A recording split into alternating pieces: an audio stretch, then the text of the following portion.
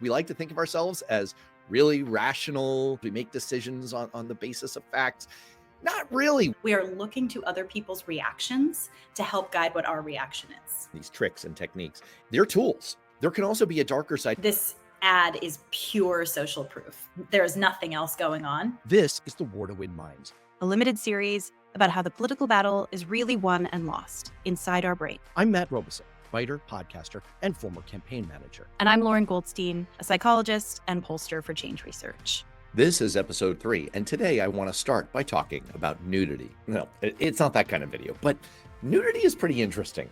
How do we decide how much of it makes us uncomfortable? If you stepped into a business meeting like this in a bikini, you would feel really uncomfortable. Of course, if you went to the beach in a business suit, you feel pretty weird too. Everything that we put on our bodies comes from deeply ingrained feelings about what's okay and what's not okay, or what's cool and what's not cool. Even the instinct to wear clothes isn't in our DNA. It's a social cue. Some of the most celebrated stories, from Happy Feet to the Sneetches, are about how we are powerfully influenced by the people around us to decide what is good and what's not so good. Think about the story The Emperor Has No Clothes. If you don't remember, the TLDR is that the emperor is tricked by 2 clever con men into believing that he's wearing a suit that only sophisticated people can see. The punchline is all about social proof. When the emperor goes parading naked in front of the masses, everyone is afraid to break from the crowd and say the obvious, rational truth, until one little boy who doesn't know any better shouts, "Hey, the emperor has no clothes." In our last episode, we talked about the liking principle. Today, we want to talk about social proof. They're really 2 sides of the same coin, how we're influenced by the people around us. In politics, the liking principle and the social proof principle are frequently used together, or, as we'll see in this video, if you're missing one, you can sometimes make up for it with a heavy dose of the other. And those things are both happening right now in the 2024 campaign, and we'll show you where. Let's bring in Lauren. Lauren, a lot of people are saying that this is the best show on YouTube right now. Many people are saying, the best people are saying. Our listeners and our viewers are the best people. Last week, we talked about liking. This time, we're talking about the other end of the coin, social proof. We like to think of ourselves as really rational, data calculating human beings. We make decisions on the basis of facts. Not really. We're super influenced by other people. That's exactly right. Social psychology boils down to the study of how one person or group's thoughts, feelings, and behaviors affect another person or group's thoughts, feelings, and behaviors. Let's say that you're sitting in a library. Are you being quiet in a library because you are a shy, introverted person? No, you're being quiet in the library because you know that's what the situation requires of you. So sometimes it's really clear the way that a situation influences us, and other times it's a lot harder to notice or to realize. We are social animals. We evolved in small social groups. What the social group is doing and thinking is super important for survival, and therefore it's hardwired into our brains. In the political arena, what do we know about how this functions? Yeah. My favorite example happens to involve another presidential debate. And I'm realizing now that I'm 3 for 3 in episodes and presidential debate clips. I'm going to have to find a 4th for next week. But this one involves a research study that used a clip of the Reagan-Mondale debate of 1984. Do you want to take a look at it? Yeah, I would love to take a look at it. All right, here we go. To go for days on end with very little sleep during the Cuba Missile Crisis. Is there any doubt in your mind that you would be able to function in such circumstances? Not at all, Mr. Truitt, and I want you to know that also I will not make age an issue of this campaign. I am not going to exploit for political purposes my opponent's youth and inexperience. He's an actor. Impeccable timing. The delivery was flawless. The glass of water, the cool, so it's like cool. A drop. Yeah, so funny. Charismatic. This saved him. He made that joke, which is now famous, to really take the air out of the balloon about concerns about his age. And it was a real point of vulnerability for his reelect. As you can see in that clip, Mondale laughed. The audience uproariously laughed and applauded. It was this really humanizing moment. It was so funny, and it clinched the whole thing for Reagan. So coming back to the research part of this for a second, what some researchers did is take that clip and they created 2 versions. In one, unaltered, exactly as we just watched it. In the second version, they took the laughter and the applause out. So you just heard Reagan deliver the line, and you did not get any reaction to the line. And they randomized participants to see one of the two versions and then asked them some questions about how they perceived Reagan and the debate.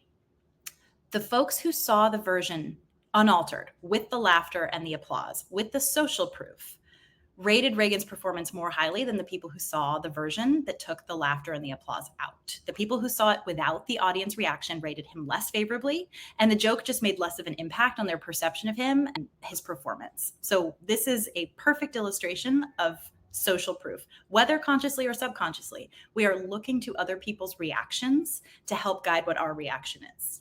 And you can even see it on the screen yourself if you just hit mute. Just seeing Walter Mondale's reaction and him laughing gives you all the social input that you need. And of course, this is why movies are funnier. Comedies are funnier if you go to the movie theater and you hear other people laughing. Another way you can tell that this is super hardwired into our brains is that you see this effect across many different scenarios, many different settings.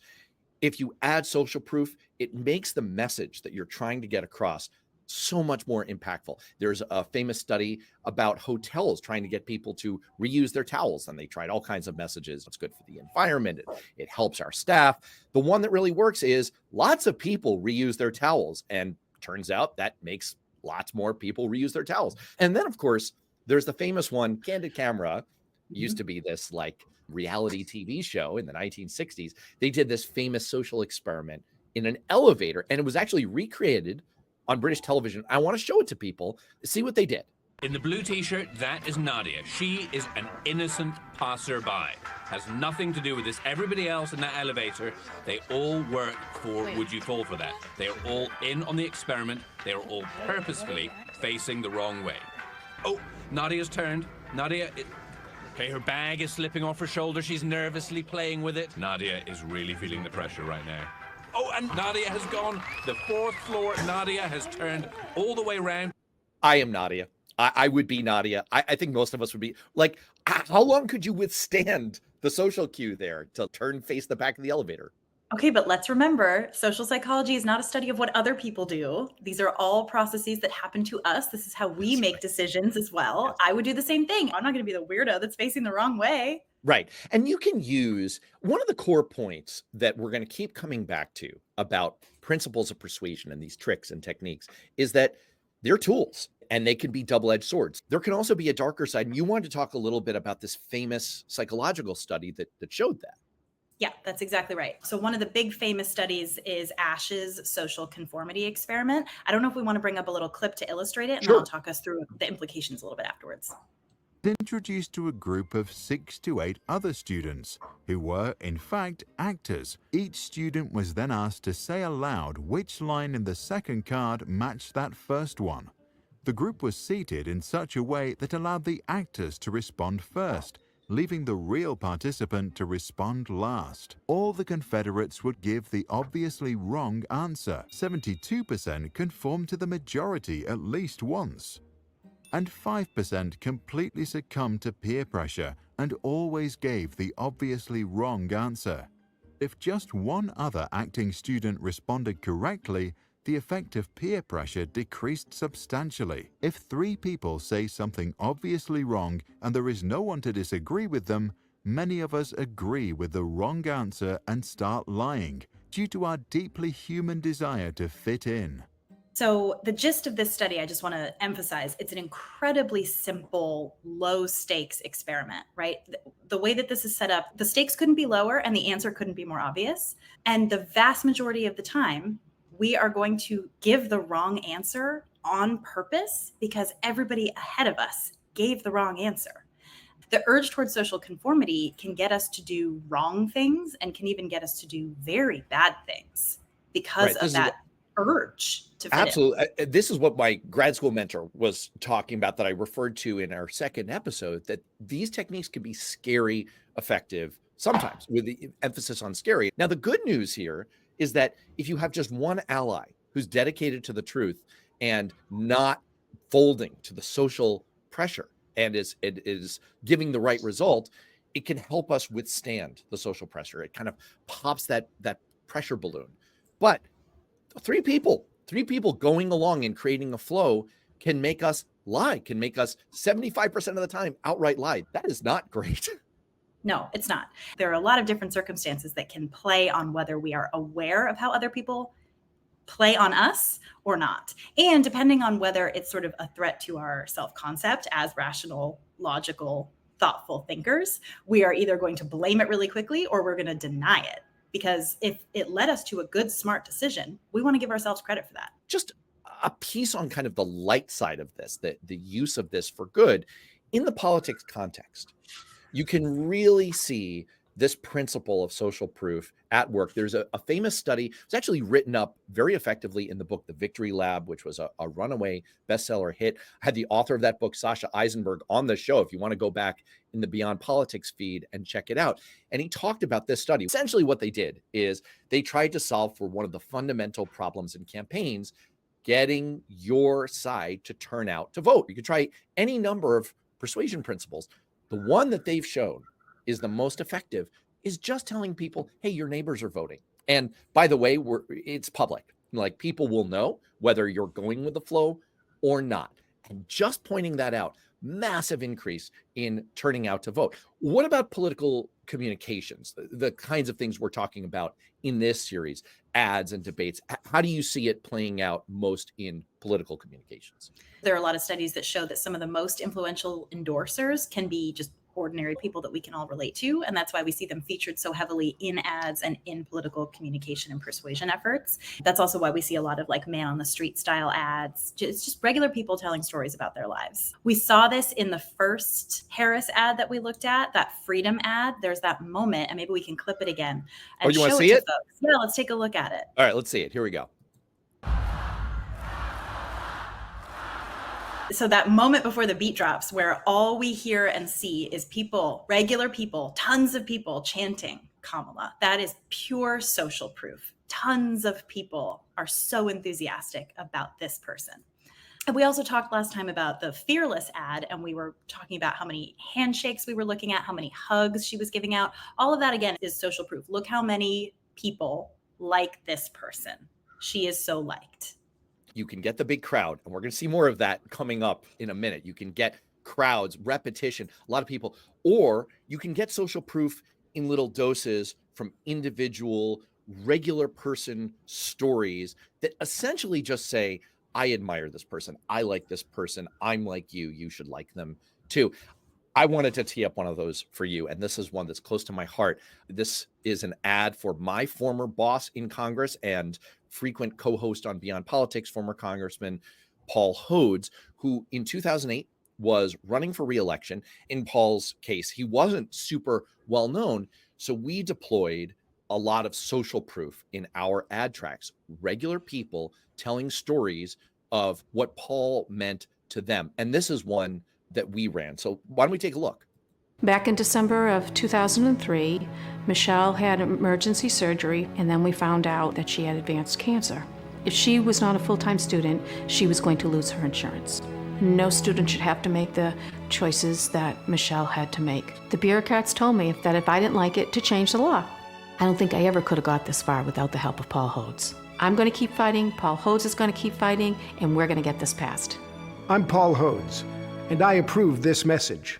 So that's straight social proof right there. It actually still gets me a little choked up. Anne-Marie Morse, incredible person. I hope it comes through in that ad. We filmed that in her kitchen. Not a lot of whiz bang, nothing technology in there. It's just her telling the story. And the details don't really matter so much as I appreciate Paul. Paul did something for me and I like him. We have to talk about the Trump of all this verbal tick of a lot of people are saying. He seems to instinctively get that he needs to use social proof. He needs to add weight to everything he's saying, which, let's face it, is mostly BS. It's mostly not that compelling, and he's not a compelling messenger. It's something that even Saturday Night Live made fun of a few years ago. Posted its largest point loss in history, which a lot of people are now referring to as the Trump slump. And by a lot of people, I mean me. The same way when Trump says a lot of people are saying something, he just means he is. So now all these people are coming up and saying Trump slump, and everyone's talking about this Trump slump and how there's a Trump slump. And I can't even talk about Trump slump without someone coming up and being like, how about this Trump slump? Anyway, that's the economy. I guess the comparison I would make is you're in a movie theater, you're watching a comedy, everyone's laughing. You're a lot more likely to laugh, find it funny, and find it enjoyable. But nowadays, if you watch an old TV comedy and it's got a laugh track and you're aware of how artificial it is, it really rings hollow. As a matter, my kids can't watch any of the shows that I grew up with because to them, the laugh track is like, what is going on here? Tell me more about when social proof goes wrong. Unsurprisingly, we tend to react pretty poorly when we feel like we're catching on to being used or manipulated in some way.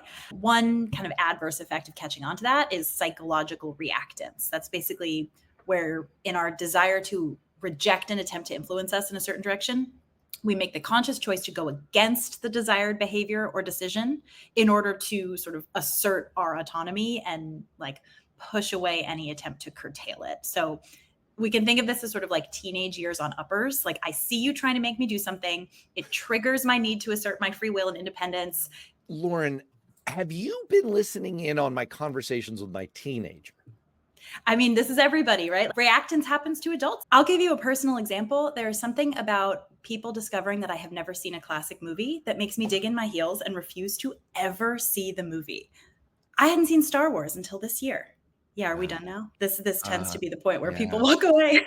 You know, this has been a great mini series. Okay, Well, I'm not going to try to persuade you. I'll just say that a lot of people really like it. That is a really perfect lead in to where we wanted to go with this. Donald Trump, his stuff isn't great. And so Trump massively piles on the social proof. Now, I have to give a trigger warning here because that's what we do in this day and age.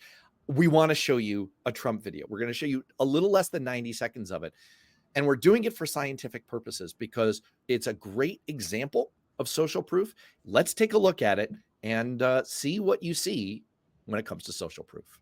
This is a movement like we've never seen in the history of our country. Wisconsin is Trump country. And that's what this fight is all about. We're taking on the failed political establishment and restoring government of, by, and for the people. It's the people. You're the people.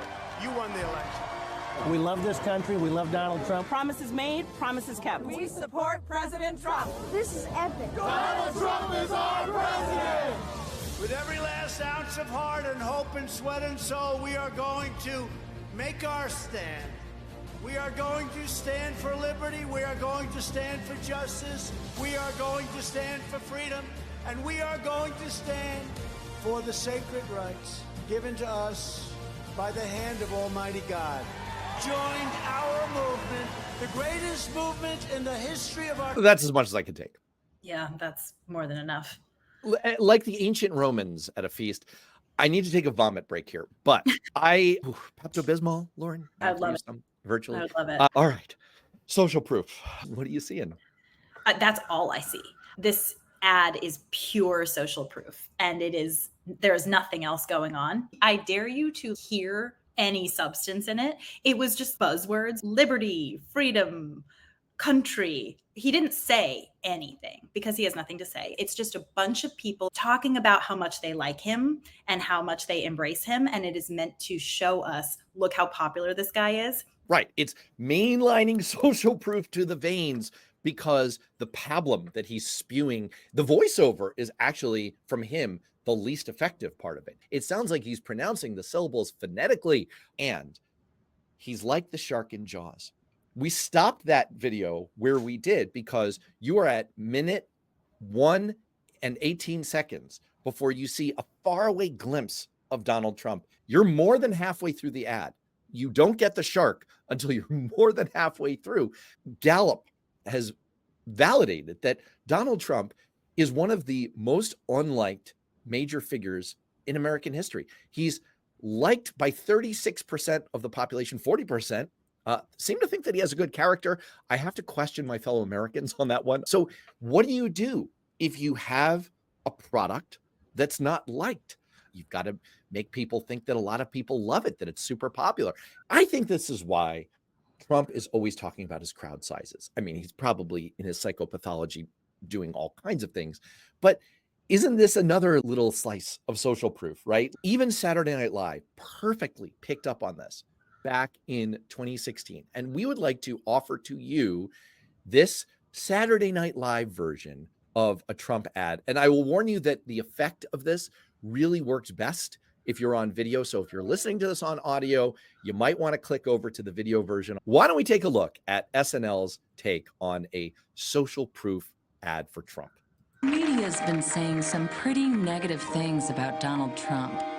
But what are real Americans saying? The guy's a winner. He's authentic. He's the only one who's actually created jobs. He's going to take our economy from here to here. I like that. He says what I'm thinking. I don't know what it is. I just like the guy. A message from racists for Donald Trump. Tell me about how you and the team at Change Research are thinking about social proof and how it's playing out in the 2024 election and what people should be watching out for. One of the main examples I give about why social proof matters, without necessarily needing to go into psychological principles and call it social proof, is about abortion rights and reproductive freedom as an issue. Because there's a false narrative that we're quote unquote polarized on abortion in this country. And that implies that there's like something of an even split in this country on whether women should have the right to choose or not. The reality is that we are not actually polarized. Across all of our polling at Change, and virtually all public polling from all other firms shows that time after time, year after year, more than 6 in 10 Americans say that abortion should be legal in all or most circumstances. That is remarkable consensus. If people misperceive that we are evenly split on something, they may be less inclined to voice support for abortion rights or to fight hard for it, because there's this perception that, well, half of us want something different. My kids brought to me this YouTube series where they debate topics, and my first reaction was, oh, it's great. Debating public interest topics. That sounds very erudite of you. I support this. And then they pointed out that they had brought experts on to debate, is the earth flat or not? And this is a perfect example of, by platforming the idea that, well, some people say one way and some people say the other. This is the exact agenda of people who deny global warming. Some scientists say this and some scientists say that. No, they don't. 99% of scientists say one thing. So it sounds like the messaging guidance here for people who are pro-choice is just reinforce the fact that this is far and away the majority position of Americans. Yeah, exactly right. It is Americans, and then over here, it is right-wing extremists. Perfect. That's absolutely great. The other thing I'll say about social proof in the context of this election right now is the entire vibes reaction to Harris becoming the nominee was a fantastic example of social proof. And that's something that we were tracking in our data. We immediately heard a bunch of folks in the party come out and start to align behind her, throw their support behind her. The fundraising numbers started going up and up. And so people started getting more positive and donating more money, and that produced more enthusiasm and more money. So the bandwagon effect refers to people being more inclined to support something if they perceive that it's popular. And I think we watched social proof coalesce around Kamala Harris in real time in a very cool way. I want to just point out, since we're talking about double-edged swords, that this can be a tricky road for campaigns to navigate, because you see this messaging coming from the Harris campaign that this is going to be close. Also, at the same time, she has the momentum of a runaway freight train. She's super duper popular. Logically, both of those things can't really be true at the same time, but that's what you need to do. You need to reinforce the urgency, reduce complacency, make sure that people show up to vote, but you also need to layer on that bandwagon effect. And I suspect that you're going to continue to see both throughout the remainder of the campaign. Absolutely. The other thing I'll say in terms of how social proof relates to polling data, we know that polls in and of themselves can be the social proof. And that's part of why publicly releasing poll data is such a valuable tool for campaigns when you have something favorable to show. So when people see public opinion polling that shows that something is popular, they may either feel liberated to express support for it. So when a poll finds good proof of concept, our clients at Change often want to release it publicly and enlist our help in marketing the results, which we really encourage and we participate in doing, because that can really help reinforce the social proof. And it probably goes to why Trump is always pretending that he's ahead in the polls, whether or not he is. I suspect that you're saying that we can expect more from Trump of I'm ahead, but it's rigged. Absolutely. But we also hear Trump doing this a lot, just to bring it back to abortion for a second. He's attempting social proof on abortion, in large part because he knows how unpopular his policy is. He's trying to climb out from, the hole that he has dug. But if you notice, what he says is, I got rid of Roe v. Wade. Everybody wanted it gone. Everybody agreed that Roe v. Wade had to go. And now what we should be doing, and what everybody supports, is sending it back to the states. 7 in 10 Americans opposed overturning Roe v. Wade, and do to this day. He is flat out wrong. It's a lie. He is out there attempting social proof to cover for his really unpopular presidential fallout. I just want to say that for fans of the West Wing, this is where, the media criticism from CJ Craig was, you're accepting the premise. It's amazing how often Donald Trump tries to Jedi mind trick us, a reference that you now understand. He tries to Jedi mind trick us into accepting the premise. He'll lead with, everybody wanted this. A lot of people are saying that. That's crazy talk. That's not even close to true. So the take home here that I'm getting is, it's real. This is our whole objective with this series, is not just to kind of take a fun look at ads, which is awesome, and to understand some of the psychology better, but to forewarn and forearm people about the kinds of techniques that you're going to see deployed throughout the remainder of this campaign and in politics in general. And one of them is this kind of double-sided coin, likability and social proof. The more things are already popular or likable, or have the potential to be likable, the more you're going to see that deployed. We're going to see a lot of that from Kamala Harris. The more that you don't have that, the more you've got to use the social proof. You're going to see a lot of that from Donald Trump. And it's really good to delouse what you're hearing from Trump and be very aware of those social proof cues, which are often not true. Anything else I missed in there? I think all of that is right. I would just maybe note that when you're going looking for the social proof in the ads, is to see who they're trying to appeal to by who they cast in their stories, contrasting the Trump ad that we just watched and the Freedom ad, the one that we did first from Harris. In both, you do see this subtle attempt to appeal to people of color. But in one, it's very heavy-handed. It's not subtle at all. And it's basically just like a woman with a shirt that says Latinos for Trump, right? It's kind of meaningless, and it's really tokenizing. Kamala's ad showcased a really diverse world in which people have agency and power over their own lives. Awesome. That's such a great point. It's such a great tell of who are the voters that each campaign thinks they need to mobilize and get. All right. Lauren Goldstein, thanks so much. Thank you, Matt.